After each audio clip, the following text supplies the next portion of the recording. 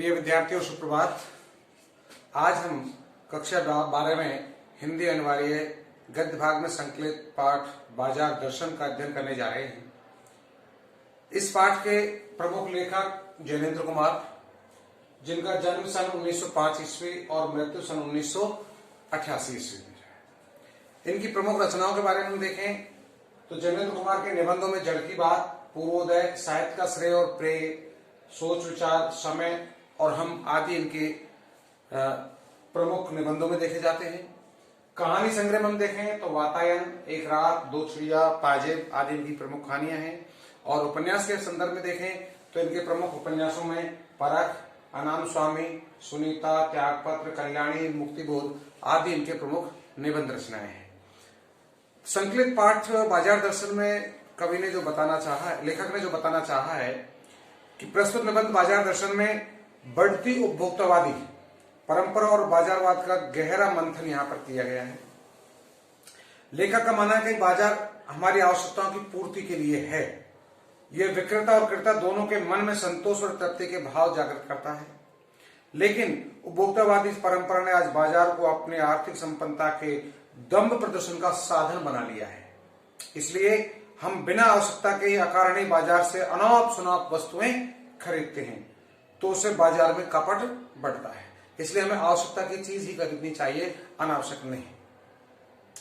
कृत्रिम अभाव बनता है और महंगाई बढ़ती है। आज ग्राहक और विक्रेता दोनों ही कपटपूर्ण व्यवहार से हमारे विनिमय और अर्थतंत्र को हानि पहुंचा रहे हैं। तो आवश्यकता से अधिक वस्तुओं का संग्रह अर्थव्यवस्था के लिए घातक है।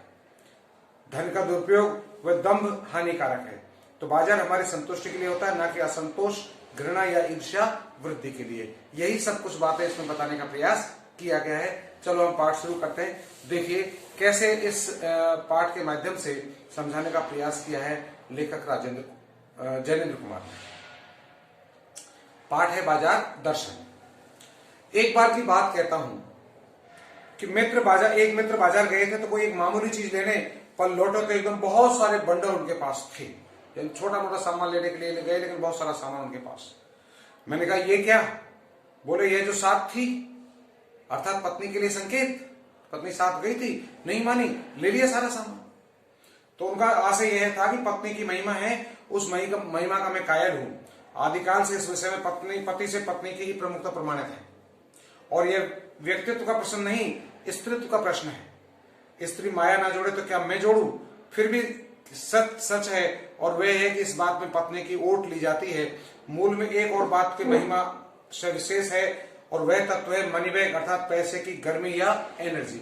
यानी हम पत्नी का तो केवल इस बात के लिए बहाना बना के सहारा लेते हैं, अपितु तो वास्तविकता इस खर्च करने के पीछे होती है हमारी मनी पावर, यानी मनी बैग, मनी एनर्जी, यानी पैसे की ताकत। ये इसका प्रमुख कारण होती है। तो पैसा पावर है, लेखक कहता है, पर उसके सबूत में आसपास टालमाल ना जमा हो तो वह क्या खाक पावर है? यानी पैसा पावर है मानते हैं, लेकिन पैसे को पावर को दिखाने के लिए हमारे पास सामान ना हो तो उसमें पावर का कहां कौन देखेगा? पैसे को देखने के लिए बैंक हिसाब देखिए, पर माल, असबाब, मकान, कोठी तो अनदेखे भी दिखते हैं। पैसे की इस परचेजिंग पावर के प्रयोग में ही पावर का रस है। यानी परचेजिंग पावर आपके पास है, आपके पास बिखरा हुआ सारा सामान पड़ा हुआ नजर आएगा तो हम समझ सकते हैं इसके पास मनी पावर है। बाकी पैसे बैंक में जमा है तो उसे कौन देख रहा है? कोई देखने वाला नहीं होता, लेखक का ये मानना है। तो इसके लिए हम लोग क्या करते हैं? अनाप शनाप सामान खरीद करके दिखावा करते हैं कि हमारे पास देखिए पैसा है, मनी पावर। लेकिन नहीं, लोग अब संयमी भी होते हैं। कुछ लोग संयमी होते हैं, होते सोते भी पैसा बहुत है लेकिन अनावश्यक नहीं खरीदते, तो वो बेटर है, अच्छा है। लेकिन नहीं, लोग को संयमी होते हैं, वे फिजूल सामान को फिजूल समझते हैं। वे पैसा बढ़ाते नहीं है और बुद्धिमान होते हैं। बुद्धि और संयम पूर्ण वे पैसे को जोड़ते जाते हैं। वे पैसे की पावर को इतना निश्चय समझते हैं कि उसके प्रयोग की परीक्षा में उन्हें दरकार नहीं है। बस खुद पैसे के जुड़ा होने पर उनका मन गर्व से भरा फूला रहता है। यानी कि पैसा होने के बावजूद वो फालतू बर्बाद नहीं करते। मैंने कहा यह कितना सामान लिया है जनाब? तो मित्र ने सामने मनी बैग फैला दिया, कहा ये देखिए सब उड़ गया, अब जो रेल टिकट के लिए भी बचा हो तो, यानी पूरी जेब खाली। तब मैंने तय माना कि पैसा और होता तो और सामान आता। यह सामान जरूरत की तरफ देखकर नहीं आया, अपनी परचेजिंग पावर के अनुपात में आया है। लेकिन ठहरिए, इस सिलसिले में एक और भी महत्व का तथ्य है जिसे नहीं भूलना चाहिए, उसका भी इस कर्तव्य पर बहुत कुछ हाथ है, और वह महत्व है बाजार। यानी हम ये भी कह सकते हैं केवल परचेजिंग पावर के पीछे मनी पावर का ही पूरा प्रभाव हो, ऐसा नहीं है। इसके लिए एक उत्तरदायी चीज और है, और वो है बाजार। और बाजार कैसे है आपको लेखक ने बताने का प्रयास किया है। आप देखिए बाजार क्या करता है। हमारे पास पैसा है, हम जानते हैं पैसे को उल जलूल खर्च कर देते हैं, लेकिन उस खर्च करने के पीछे एक कारण और होता है, जो पहले कारण में पत्नी का बहाना लेकर चल रहे थे वो नहीं, अपितु वो होता है बाजार। बाजार कैसे है आप देखिए लेखक क्या कहना चाहता है बाजार के संदर्भ में, कि मैंने कहा ये इतना कुछ सुना व्यर्थ ले आए। तो मित्र बोले कुछ ना पूछो, बाजार है कि शैतान का जाल है, ऐसा सजा सजा कर माल रखते हैं कि बेहया हो जो ना फंसे। यानी बाजार में जो सामान को साज सज्जा के साथ सुसज्जित तरीके से रखा जाता है, वो हर एक चीज को खरीदने के लिए मन को लालायित करता है। तो मैंने मन से कहा ठीक है, बाजार आमंत्रित करता है कि आओ मुझे लूटो और लूटो, सब भूल जाओ, मुझे देखो, मेरा रूप और किसके लिए है, मैं तुम्हारे लिए हूं। नहीं कुछ चाहते हो तो भी देखने में क्या हर्ज है, अब अजी आओ जी। इस आमंत्रण में यह खूबी है कि आग्रह नहीं है, आग्रह का पुरस्कार जगाता है, लेकिन ऊंचे बाजार का आमंत्रण मूक होता है और उसके चाह जगती है। चाह मतलब अभाव। चौक बाजार में खड़े होकर आदमी को लगने लगता है कि उसके सामने पास काफी नहीं है, और चाहिए और चाहिए, मेरे यहाँ कितना परिमित है और वहां कितना अतुलित है, ओहो, यानी मुझे और सामान लेना चाहिए। बाजार की उस स्थिति को देख करके हर एक इंसान का मन वहां पर लालायित हो जाता है, मुझे ये चीज सब खरीद लेनी चाहिए। अब इसके साथ उसके पास मनी पावर है, तो फिर वो किसके बस में है रुकने वाला? नहीं, उसका मन बार बार खरीदने को करेगा। और कोई अपने को ना जाने तो बाजार के इच्छुक उसे कामना से विकल बना छोड़े। यदि कोई खुद ना पहचाने मेरे पास मनी पावर क्या है, दिन में क्या है, तो वो व्याकुल हो जाए व्यक्ति। विकल क्यों? पागल, असंतोष, घृणा और शीशा से घायल कर मनुष्य को सदा के लिए वो बेकार बना डाल सकता है। बाजार की ये सात सज्जा इस तरह से दिखाई देती है। एक और मित्र की बात सुनो साहब, दूसरा कि वे दोपहर के पहले गए बाजार से कहीं शाम को वापस आए तो खाली हाथ आए।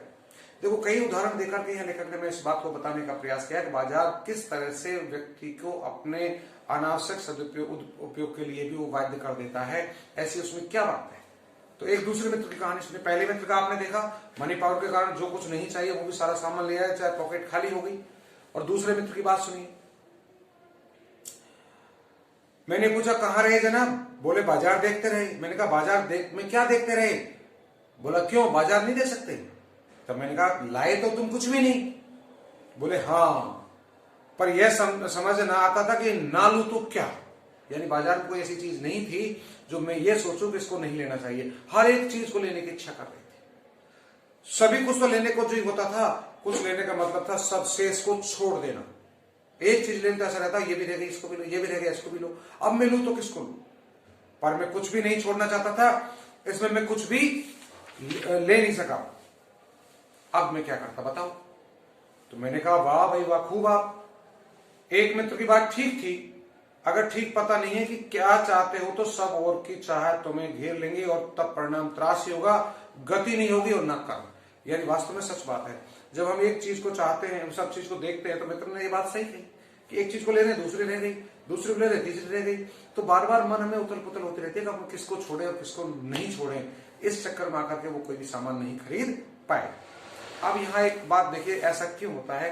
तो लेखक ने अपने अलग से समझाने का आपको प्रयास किया है कि बाजार एक जादू है और वह जादू आंख की राह काम करता है। आंख के रास्ते से हमारे मन, हृदय पटल पर, मस्तिष्क में पहुंचता है सारा सिस्टम। और यह रूप का जादू है, पर जैसे चुंबक का जादू लोहे पर चलता है, ऐसे ही इस जादू का भी मर्यादा है। जेब भारी हो और मन खाली हो, यानी जेब तो भरी हो हमारी और मन हमारा खाली हो, ऐसी हालत में जादू का असर खूब होता है। और जेब खाली पर मन भरा ना हो तो भी जादू चल जाएगा, और मन खाली है तो बाजार में अनेक एक चीजों को निमंत्रण उस तक पहुंच जाएगा। कहीं हुई उस वक्त जेब भरी, तब तो फिर वह मन किसकी मानने वाला है? मालूम होता है कि यह भी लू वह भी लू, सभी सामान जरूरी और आराम को बढ़ाने वाले मालूम होता है, पर यह सब जादू का असर है। जादू की सवारी उतरी कि पता चलता है कि फंसी चीजों की बहुतायत आराम में मदद नहीं देगी, बल्कि खलल ही डालती है। थोड़ी देर का स्वाभिमान को जरूर सेक मिल जाता है, पर इससे मन की गिल्टी की ओर खुराक ही मिलती है। जकड़ रेशमी डोरी की हो तो रेशम के स्पर्श के मुलायम कारण क्या वह कम जकड़ होगी? बिल्कुल लेखक ने यहाँ बहुत अच्छा बात समझाने का प्रयास किया है। लेखक जैनेन्द्र कुमार हमें ये बताता है यहाँ पर कि बाजार का जादू जब चलता है जब हमारी जेब तो भारी हो और मन हमारा खाली हो।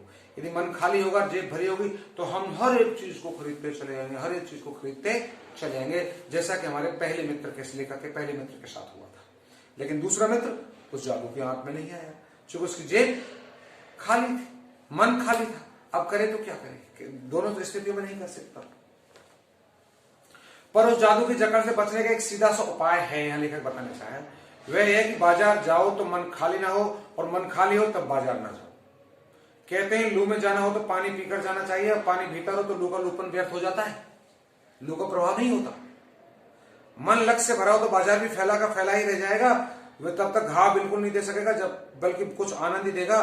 तुम बाजार तुमसे कृतार्थ होगा, क्योंकि तुम कुछ न कुछ सच्चा लाभ उसे दोगे। तो बाजार की असली कृतार्थता है आवश्यकता के समय काम आना, यानी बाजार का उपयोग समय पर आना, आवश्यकता की पूर्ति करना होता है। लेकिन आपका मन भरा है और आप बाजार में जा रहे हैं तो निश्चित है आप पर बाजार का जादू काम नहीं करेगा, आप आवश्यकता की चीजें परचेज कर पाओगे। ये हमको हिदायत लेखक के द्वारा या समझाया गया है। यह एक अंतर चीन लेना बहुत जरूरी है, एक बात को और समझना जरूरी है। लेखक क्या कहना चाहता है कि मन खाली नहीं रहना चाहिए, इसका मतलब यह नहीं है कि वह मन हमेशा के लिए बंद रहना चाहिए ना, मन तो चालू रहना चाहिए, लेकिन वो खाली ना। जो बंद हो जाएगा वह शून्य हो जाएगा, जिसका मन बंद हो गया समझो वो शून्य हो गया।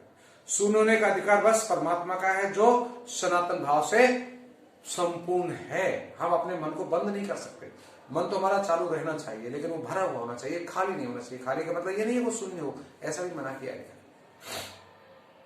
इससे मन बंद नहीं रह सकता, शेष अब संपूर्ण है। बस इच्छाओं का विरोध निरोध कर लोगे, ये झूठ है। और अगर इच्छा निरोधोपस्थ है का ऐसा ही नकारात्मक अर्थ हो तो वह तप झूठ है। वैसे तप की राह रेगिस्तान को जाती है, मोक्ष की राह वह नहीं है। तो ठाट देखकर मन को बंद कर रखना जड़ता है, यानी हम जबरदस्ती से मन को बंद करें तो वो भी हमारी जड़ता है, मूर्खता है, बेकार है। मन को हमें बंद नहीं करना चाहिए, क्योंकि मन बंद करना तो केवल पावर है, अधिकार है तो परमात्मा का है, हम आम आदमी को नहीं है, क्योंकि वो संपूर्ण है, बाकी से सब अपूर्ण है। वैसे लोभ का यह जीतना नहीं है कि जहां लोभ होता है यानी मन में वहां नकार हो, और हम लोभ के वशीभूत होकर हर चीज को नकार दें, तो ये भी नहीं है, क्योंकि हम नकार भी नहीं सकते, नकारना भी नहीं चाहिए। यह तो लोभ की जीत है और आदमी की हार हो जाती है। आंख अपनी फोड़ डाली तब लोभनीय के दर्शन से बचे तो क्या हुआ? ऐसे क्या लोभ मिट जाएगा? और कौन कहता है कि आंख फूटने पर रूप दिखना बंद हो जाएगा? क्या आंख बंद करके भी हम सपने नहीं लेते हैं, और वे सपने क्या चैन भंग नहीं करते? इससे मन को बंद कर डालने की कोशिश तो अच्छी नहीं है, ये लेखक का मानना है।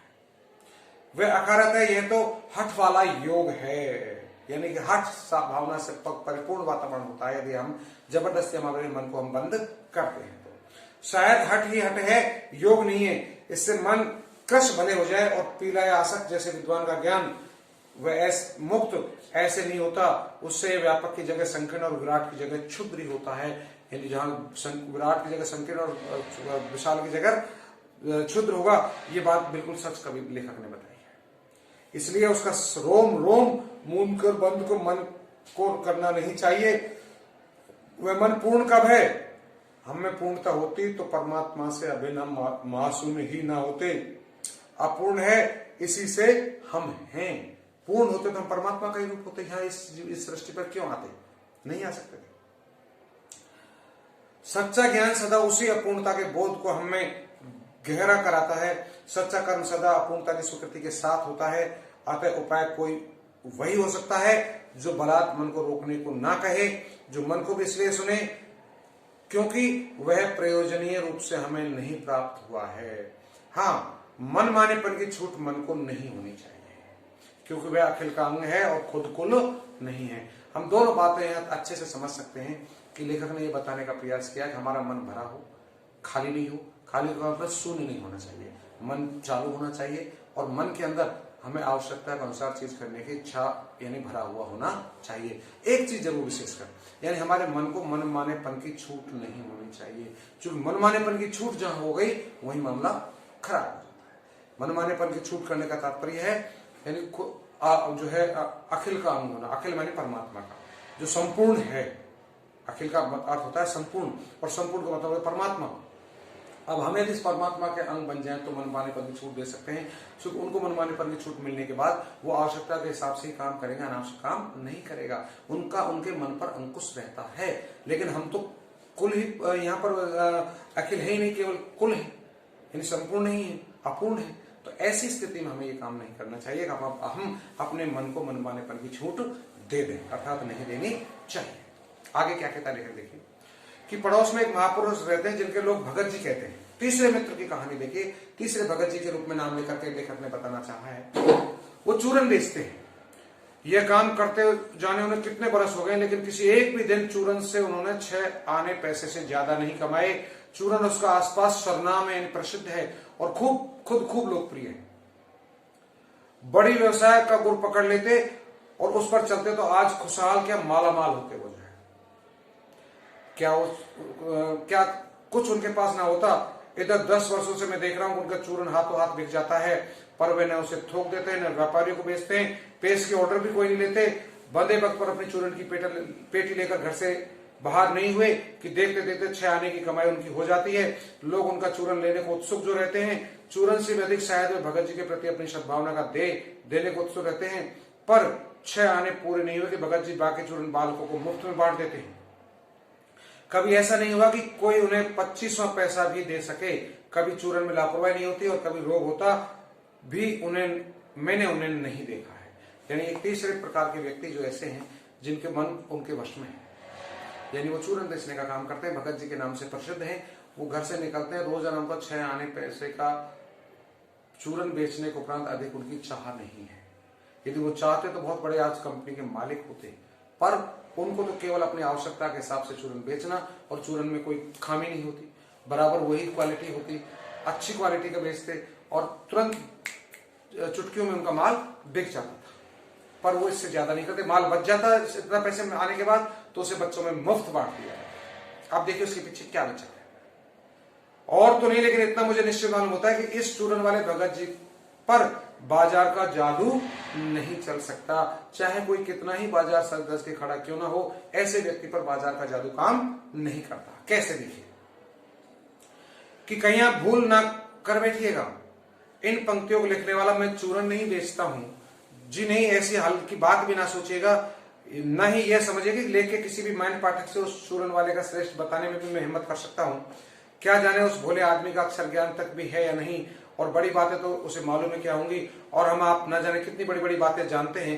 इससे तो यह हो सकता है कि चूरन वाला भगत कम लोगों के सामने एकदम नाचीज आदमी हो। लेकिन आप पाठकों की विद्वान श्रेणी को सदस्य होकर भी मैं ये स्वीकार नहीं करना चाहता कि उस अपदार्थ प्राणी का यह प्राप्त है जो हम में से बहुत कम को शायद प्राप्त है। उस पर बाजार का जादू वार नहीं कर सकता। माल बिछा रहता है और उसका मन अडिग रहता है।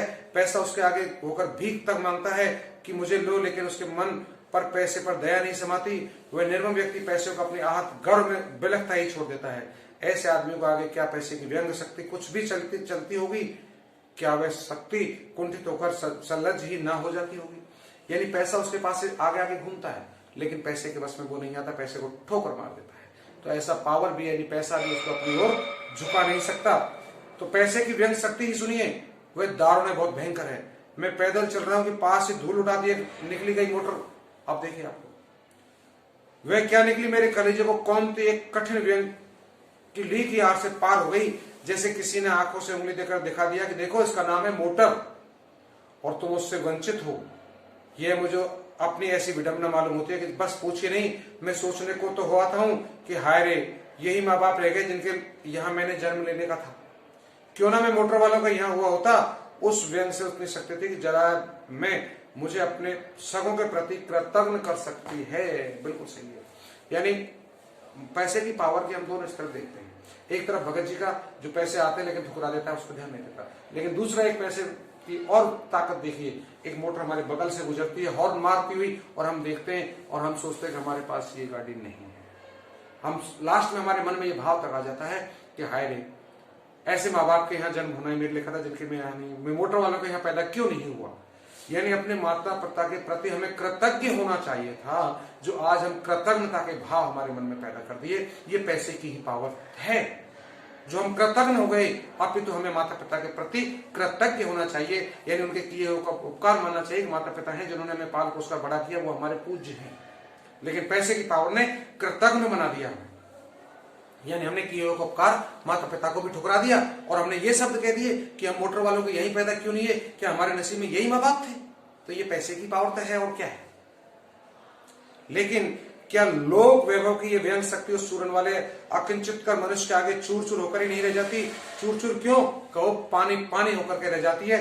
वो पैसे की पावर उस भगत जी के सामने अपना कोई काम नहीं कर सकती। तो यह बात बल है, तो वह क्या बल है जो इस तीखे व्यंग के आगे भी अजय ही नहीं रहता, बल्कि मानो उस व्यंग की क्रूरता को भी पिघला देता है।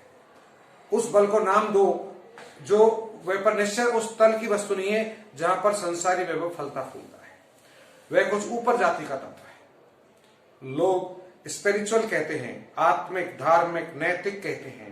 मुझे योग्यता नहीं कि मैं उन शब्दों से अंदर देखूं और प्रतिपादन करूं। मुझे शब्द में सरोकार नहीं, मैं विद्वान नहीं कि शब्दों पर अटकूं, लेकिन इतना तो है कि जहां तृष्णा है बटोर रखने की स्पृहा मन इच्छा है, वहां उस बल का बीज नहीं है।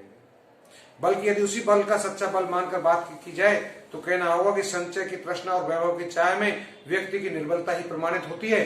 निर्बल ही धन की ओर झुकता है और अबलता है वो। वह मनुष्य पर धन की और चेतन पर जड़ की विजय कही जा सकती है, ऐसा लेखक का मानना है। एक बार चूरन वाले भगत जी बाजार चौक में दिख गए। आप भगत जी की बात सुन लीजिए। मुझे देखते उन्होंने जय जयराम किया, मैंने भी उन्हें जयराम कर दिया। उनकी आंखें बंद नहीं थी और ना उस समय बाजार को किसी भांति कोस रहे थे मालूम होते थे। राह में बहुत बालक मिले जो भगत जी द्वारा पहचाने जाने के इच्छुक थे। भगत जी ने सबको ही हंसकर पहचाना, सबका अभिवादन किया, सबका अभिवादन लिया। इससे तनिक भी यह नहीं कहा जा सकेगा कि चौक बाजार में होकर उसकी आंखें किसी से कम खुली थी, यानी अच्छे से वो सबको देखते जा रहे थे। लेकिन भौचक्के हो रहने की लाचारी उन्हें नहीं थी, व्यवहार में पशुपेश उन्हें नहीं था और खोए से खड़े नहीं वे रह जाते थे। भली भांति के बढ़िया माल से चौक भरा पड़ा है, सब उसके प्रति अप्रति इस भगत के मन में नहीं है जैसे उसे समूचे माल के प्रति ही मन में आशीर्वाद हो सकता है। ऐसा भी नहीं था। विद्रोह नहीं, प्रसन्नता ही भीतर है, क्योंकि कोई रिक्त भीतर नहीं है। वो गए हैं, देखता हूं कि खुली आंख तुष्ट और मन वह चौक बाजार में से चलते चले जाते हैं और राह में बड़े बड़े फैन सिस्टर पड़ते हैं पर पड़े रह जाते हैं। कहीं भगत जी नहीं रुकते हैं तो एक छोटी पंसारी की दुकान पर रुकते हैं, वहां दो चार अपने काम की चीज ली और चले आते हैं। बाजार से हट पूर्वक विमुखता उनमें नहीं है, लेकिन अगर उन्हें जीरा और काला नमक चाहिए तो सारे चौक बाजार की सत्ता उनके लिए तभी तक उपयोगी है जब तक वहां जीरा मिलता है। यदि जीरा नहीं मिलता तो उनके बाजार की उपयोगिता का कोई महत्व नहीं होता। वो बाजार की चकाचौंध के चक्कर में नहीं पड़ते। उन्हें मन भरा है कि मुझे ये सामान लेना है तो उसी दुकान पर जाके पहुंचते, अर्थात काला नमक और जीरा लेना है तो उसी दुकान पर जाके रुकेंगे। बीच में उनका कोई भी बाजार कितना ही सजा धजा हो उसका प्रभाव नहीं होता, क्योंकि उनके मन भरा है कि हमें ये सामान लेना है, बात खत्म। जरूरत भर जीरा वहां से ले लिया कि सारा चौक उनके लिए आसानी से नहीं के बराबर हो जाता है। वे जानते कि जो उन्हें चाहिए वह जीरा नमक, इस निश्चित प्रतीति के बल पर शेष सब चांदनी चौक का आमंत्रण उस पर व्यर्थ होकर बिखरा रहता है। चौक की चांदनी दाएं बाएं भूखी फैली रह जाती है, क्योंकि भगत जी को जीरा चाहिए और वह तो कोने वाली पंसारी की दुकान से मिल जाता है और वहां से वह सहज भाव से ले लिया गया है। उसके आगे आसपास अगर चांदनी बिछी रहती है तो वो बड़ी खुशी से बिछी रहे। भगत जी उस बेचारी का कल्याण ही चाहते हैं, उसको वहां रुकने से वो कोई बात फालतू करने से कोई लेना देना नहीं होता। यहां मुझे ज्ञात होता है कि बाजार को सार्थकता भी वही मनुष्य देता है जो जानता है कि क्या चाहता है। ये पैराग्राफ इस पाठ का अंतिम पैराग्राफ है, इसमें पाठ का सार आपको समझाया गया है। आप ध्यान से एक शब्द को सुनिए। और जो नहीं जानते कि वो क्या चाहते हैं, अपनी परचेजिंग पावर के घर में अपने पैसे से केवल एक विनाशक शक्ति, शैतानी शक्ति, व्यंग की शक्ति ही बाजार को देते हैं। यानी बाजार में अनर्गल व्यवधान ही पैदा करते हैं। ना तो ये बाजार से लाभ उठा सकते हैं और ना ही बाजार को सच्चा लाभ दे सकते हैं। वे लोग बाजार का बाजारूपन बढ़ाते हैं अनर्गल या अनावश्यक चीज परचेजिंग करके, जिसका मतलब है कि कपट बढ़ाते हैं। कपट की बढ़ती का अर्थ है परस्पर में सद्भाव की घटी। इस सद्भाव से ह्रास पर आदमी आपस में भाई भाई और सुहृद और पड़ोसी फिर रह ही नहीं चाहते और आपस में कोरे ग्राहक और बेचक की तरह व्यवहार करने लग जाते हैं, मानो दोनों एक दूसरे को ठगने की धात में लगे हो। एक की हानि में दूसरे को अपना लाभ दिखता है और ये बाजार का बल्कि इतिहास का सत्य माना जाता है। ऐसे बाजार को बीच में लेकर लोगों में अनावश्यकताओं का आदान प्रदान नहीं होता बल्कि शोषण होने लगता है, तब कपट सफल हो जाता है, निष्कपट शिकार होता है। ऐसे बाजार मानवता के लिए विडंबना है और जो ऐसे बाजार का पोषण करता है, जो उसका शास्त्र बना हुआ है, वह अर्थशास्त्र सरासर औंधा शास्त्र है, वह मायावी शास्त्र है, वह अर्थशास्त्र नहीं अपितु अनीति शास्त्र है। ये पाठ का अंतिम पैराग्राफ लेखक के द्वारा आपको समझाया गया है।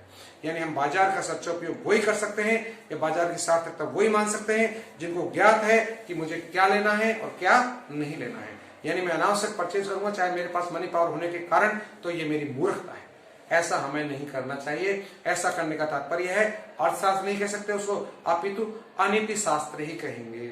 इस तरह से ये पाठ आज आपका समाप्त होता है। इसके सभी क्वेश्चन आंसर आपको लगा दिए गए हैं, इनको आप करके लाना है। इस तरह आज ये पाठ समाप्त होने के आप सभी को बहुत बहुत धन्यवाद।